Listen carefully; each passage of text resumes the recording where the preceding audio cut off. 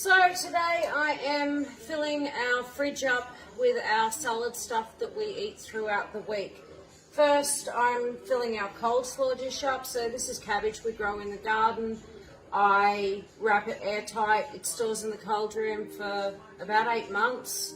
So I'm just going to put a nice section of that in here. I'm going to put some carrot in here. As long as you don't put dressing on this, it stays in the fridge in an airtight container for about a week. This is capsicum, and this is shallots. And then I just go back in and repeat the process.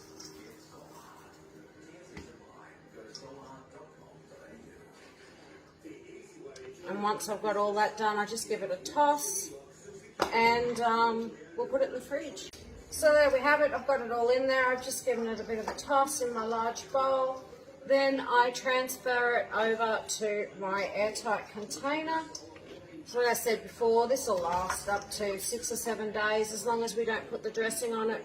We put a serve on a plate, then we put the dressing on it. If you put the dressing on it first, it will go soggy and off within the day, and it tastes horrible.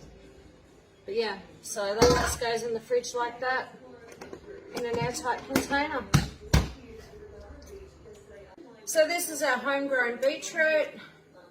It was canned last year. I'm just topping our beetroot container up. Yes, I make a mess. I normally do it over the sink. But that'll get used for lunches throughout the week. Everyone likes beetroot around here. Excuse the fingers, yes, my hands are clean. And then that just goes in the fridge. This is the pineapple we canned end of last year, because kids like pineapple in their burgers and stuff. So that will just go in the fridge. It's good for the week. So that's our mozzarella balls we made yesterday. They all like the mozzarella balls on their salad. Then I just, I boiled some eggs on the stove, and we keep those in the fridge. When we want to eat them, we cut them in half, mash the yolk up, add curry, or my kids love Thousand Island dressing, so do I, in the yolks mixed up and put back in, and then we've got stuffed eggs. But they last longer if you don't put the stuffing in them right away. Like, you'd want to eat them in a day or two if you fill them straight away, whereas by leaving them whole, they will last a while. So yeah, there's our eggs. They just get airtight. We've always got fresh cucumbers. I haven't been out to the garden today, but this one was picked yesterday, and we've always got fresh tomatoes. The only time we don't have the larger tomatoes is when we get to the very end of spring and summer, but we grow cherry tomatoes then, which do us fine. Okay, so this is our homemade cheese.